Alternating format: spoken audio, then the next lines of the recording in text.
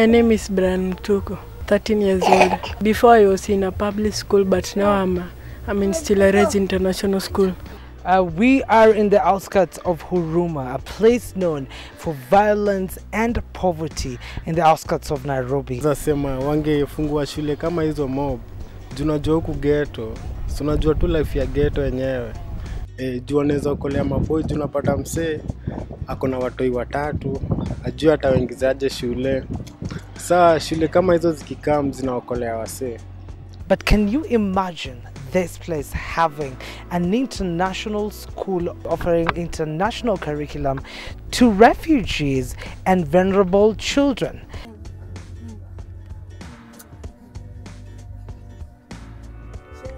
Maisha ya Brian ilianzia. Brian alikuwa amefukuza shule asikuwa na school fees. Sasa rafiki yangu akanielezea kuhusu Stillares. Sasa akaniambia twende na wewe, twende tukaangalie venye kuko. Si nikaenda nikaongea na soja akanielezea mahali ofisi iko. Nikaenda venye nilienda nilipata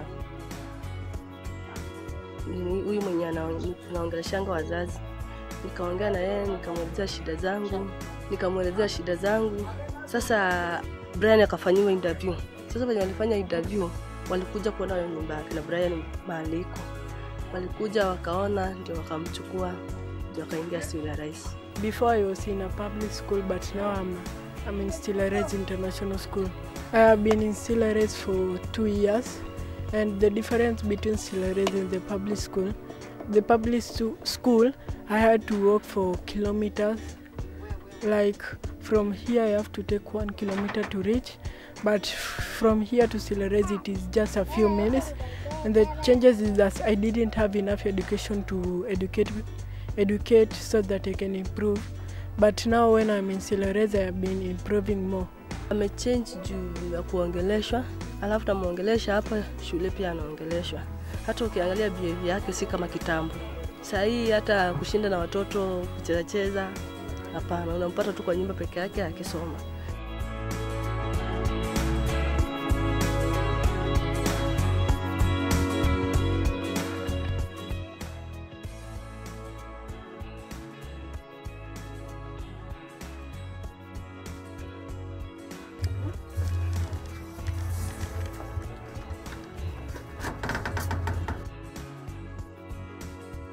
I want to be an artist so that I can change I can change my vision and my family, so that like this room where my mother is living, it is a small room where it can fit everything. So in the future I want to make it bigger so that it can fit everything. Even I can rent for him a 6 bedrooms so that he can be composed and he can be surprised that this is the child that I used to stay with before, so that he can express himself with me, how I used to behave and how now I have changed his life.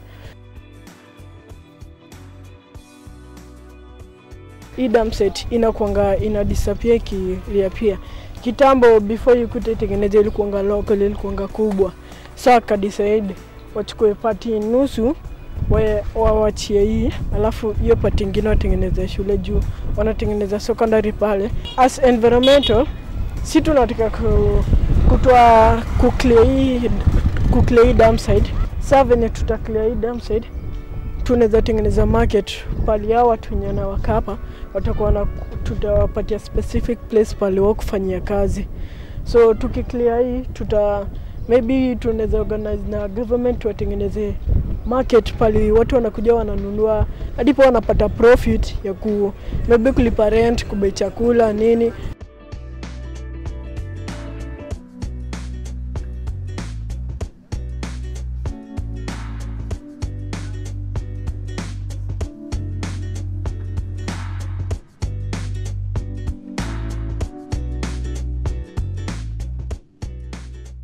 We just had a talk with Brian and visited his home. It's an interesting story. Tell me, how did you find Brian, and how do you feel now that he's here with you? Okay, so I can start saying that Brian, I think, is quite amazing as a person, as a child, and over the past few years, you know, like being a witness to his transformation was quite powerful.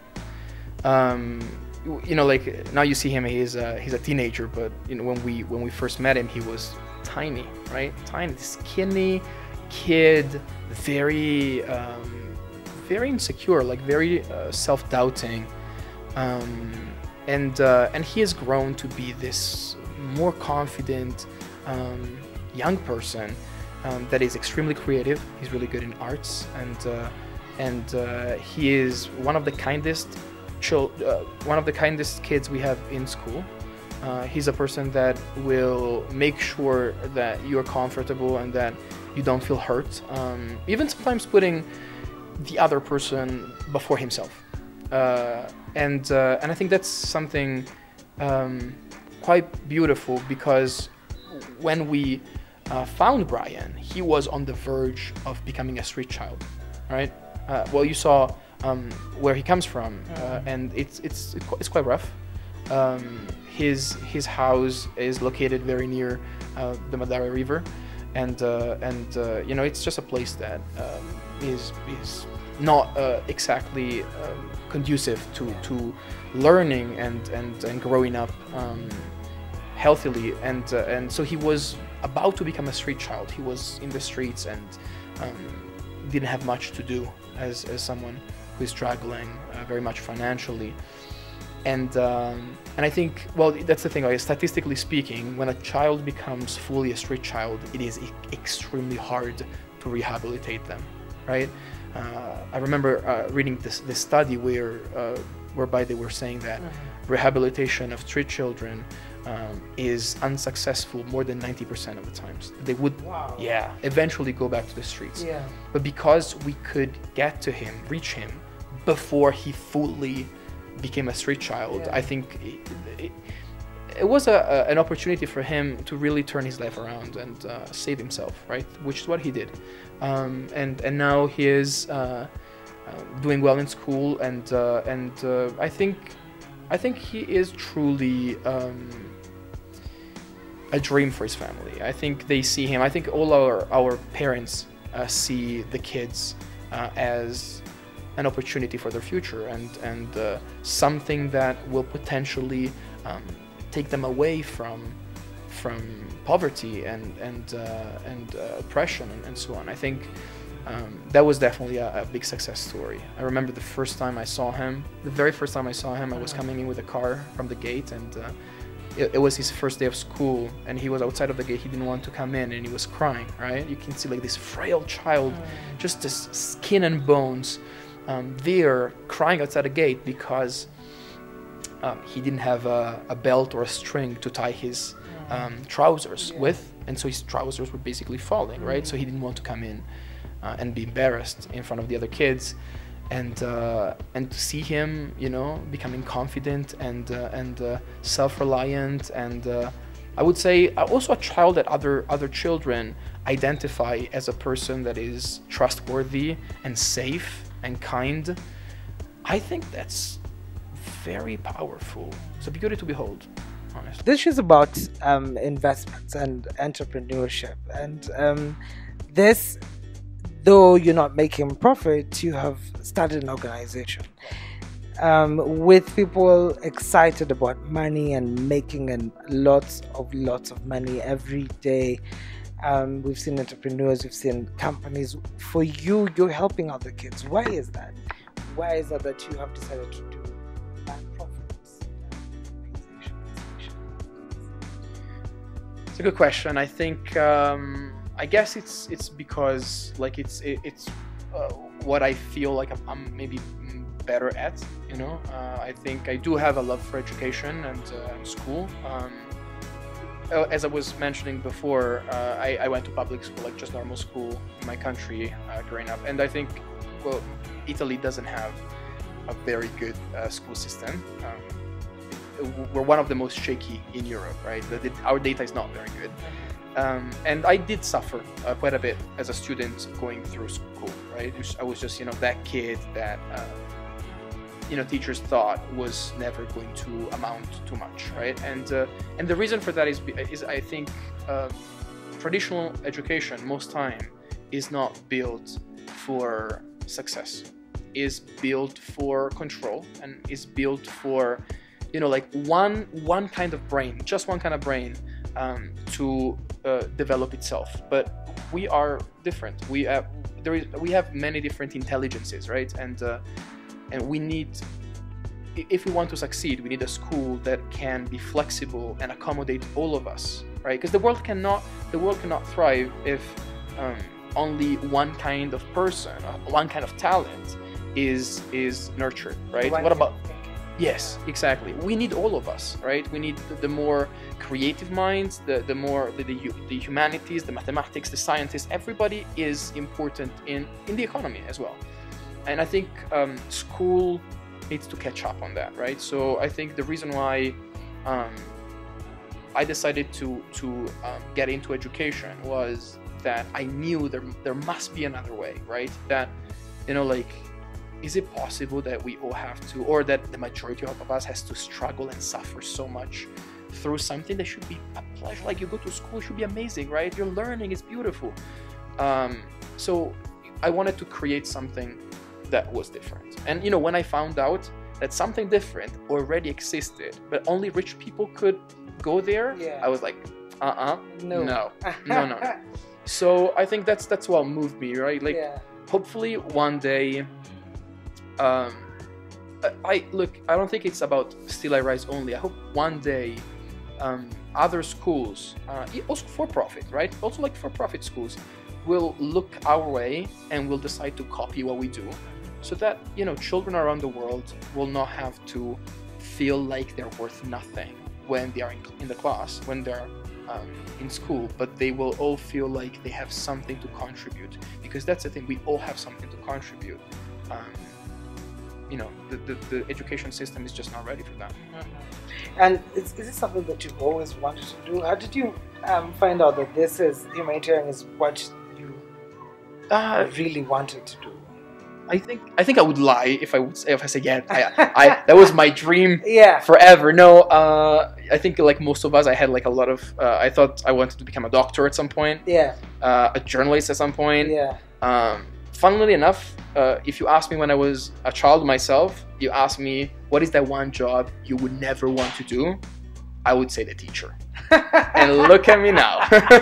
So, never say never. Yeah, right. And now I love it. So yeah, we changed. But no, I think the moment I realized that this was truly what made me happy and what I was passionate about was when I just stumbled upon this, and I was volunteering 10 years ago when I was 20, and as I was doing it, I realized, I mean, this truly makes me happy. I feel useful, right? And I think when you're 20 and you're struggling with, you know, identity, your purpose and identity, you're gonna be like, I'm like, what am I good at, right? What is my purpose? And you know, to I think is a very powerful feeling, to feel useful, to feel like, you know, oh, then maybe I do have some place in this world. And I think it took me some time to understand that feeling could become my everyday life, you know, because sometimes you feel like, oh,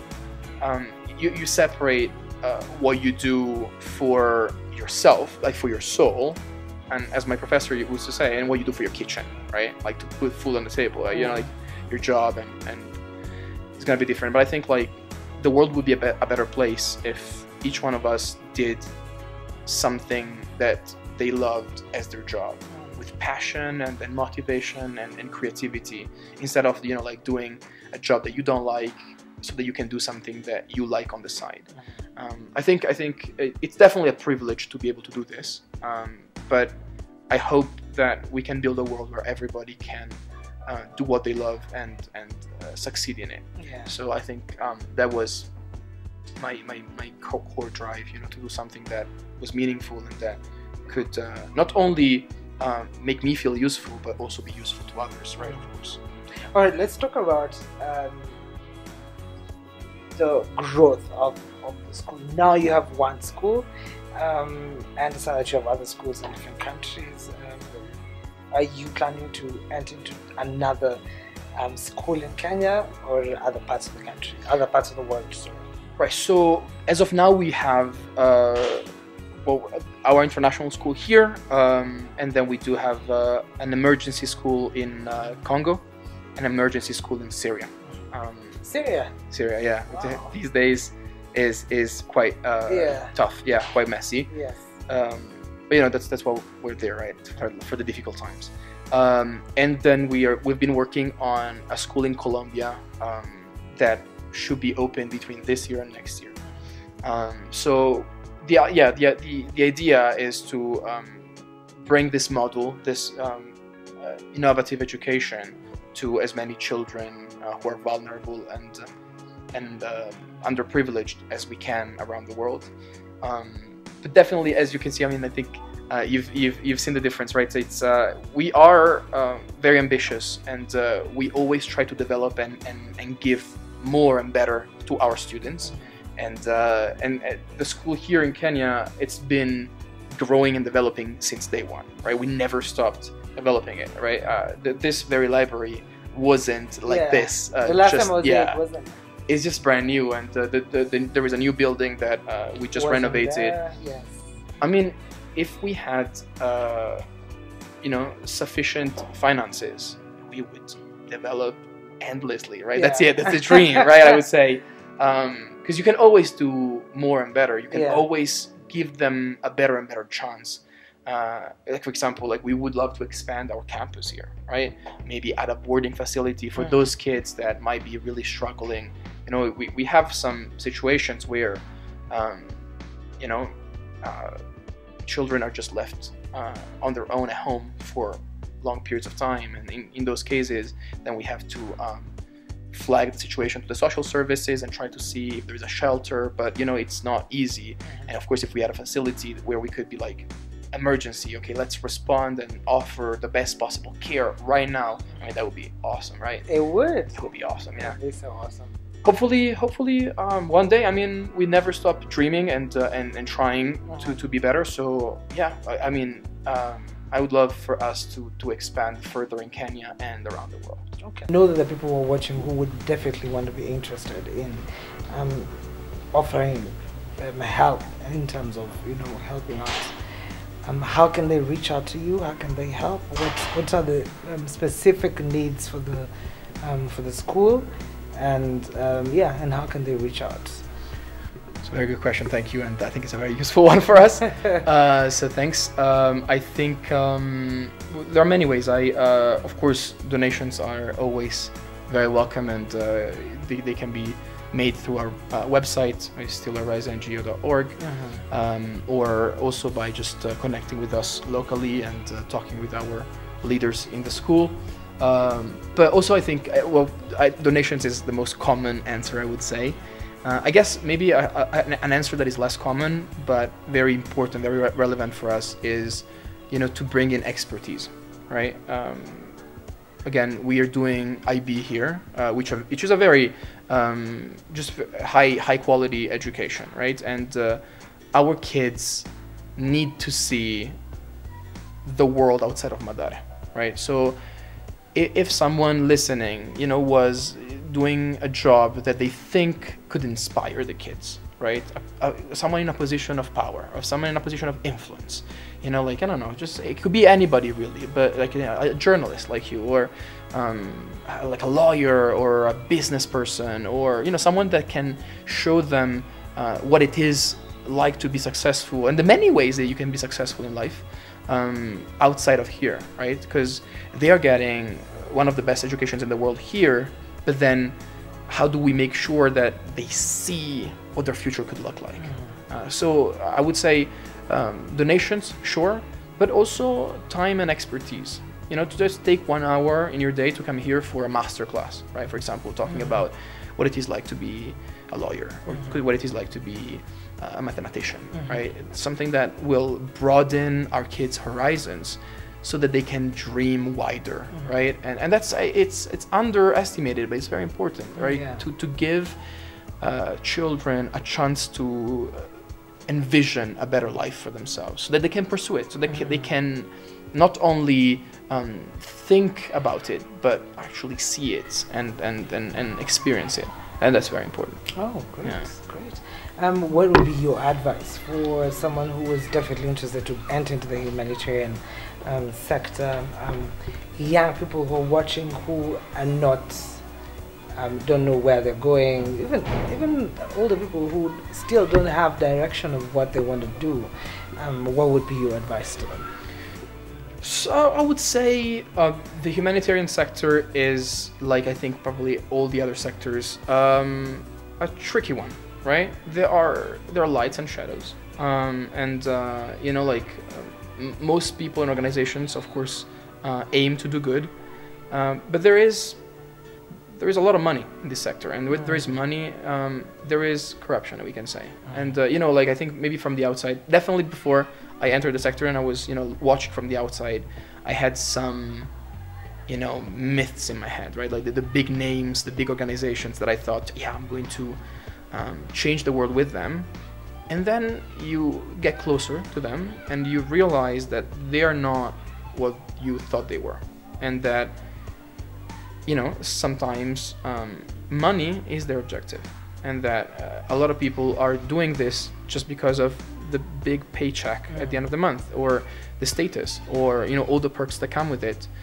And I would say, well, I hope that, you know, people that are listening to this and that might consider a career, a future in the humanitarian sector, will do it for the right reasons. And as they do it for the right reasons, and they do it because they truly believe in changing the world and helping our fellow humans, they will choose organizations wisely. Because, you know, sometimes you start very enthusiastic and you have really good intentions, but then, you know, you end up in an organization that you know, feels a lot like a machine. Yeah.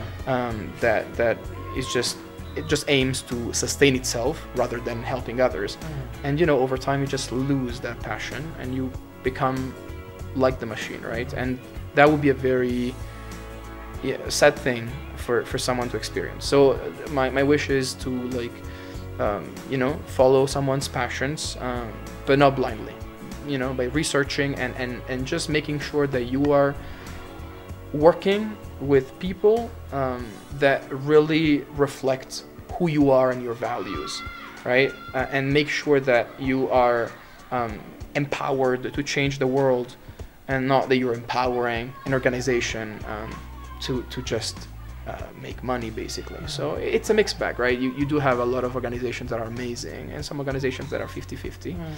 And we need to look for the ones that are amazing and support those, I believe. All right. Yeah. Thank you so much. Last one, your greatest business or life advice that you ever received? This is something that I tell my students as well, because I think it's quite important.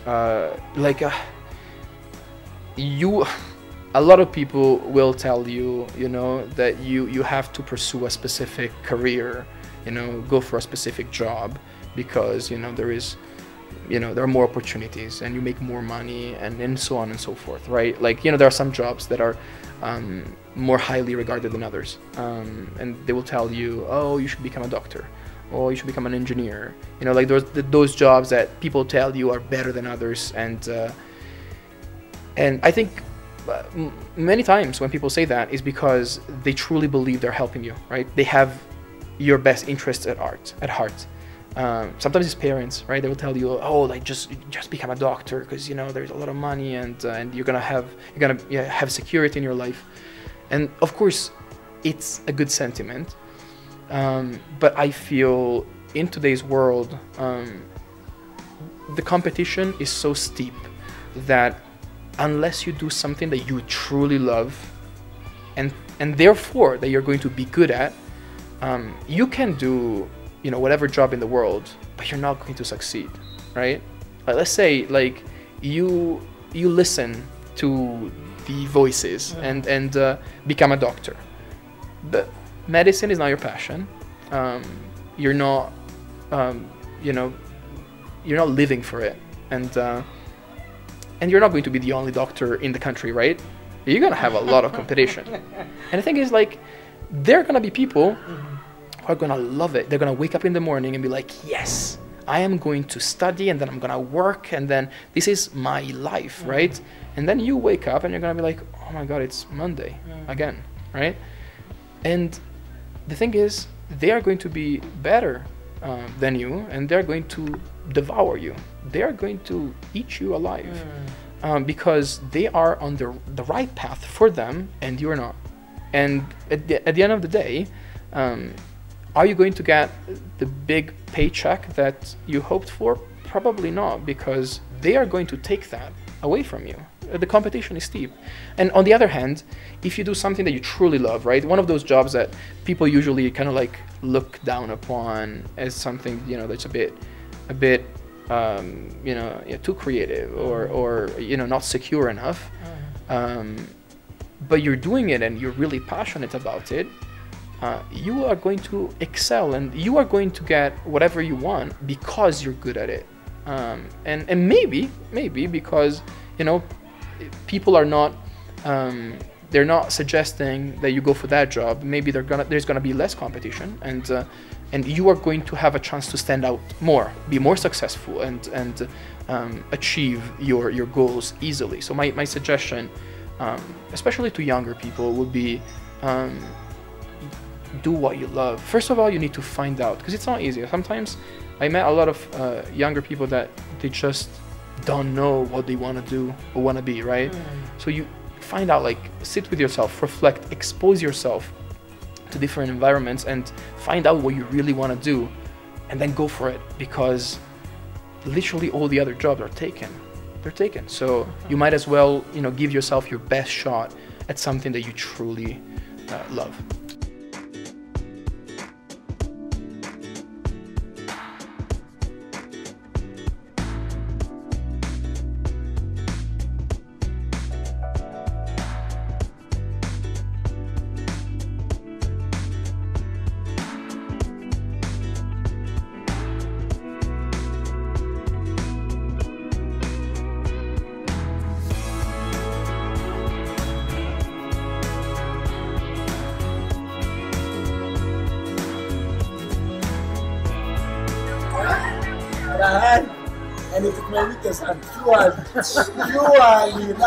My name is Brian Orina. I am the performative arts and visual arts teacher. I love working here because, well, the kids are vibes, just vibes, and inshallah they're fun. They bring out our childish side. I myself very childish, and I like that. Yeah, and I'm also an artist by side. I do theater, I write, I act, I direct. And as we speak right now, we have been nominated for the Kenya Theatre Awards as one of the best to handle production plays. That is true. Wow. Say, okay, madness, another one? I think it's love. It's love? Yes. Okay, why? For me. Because if I have a wife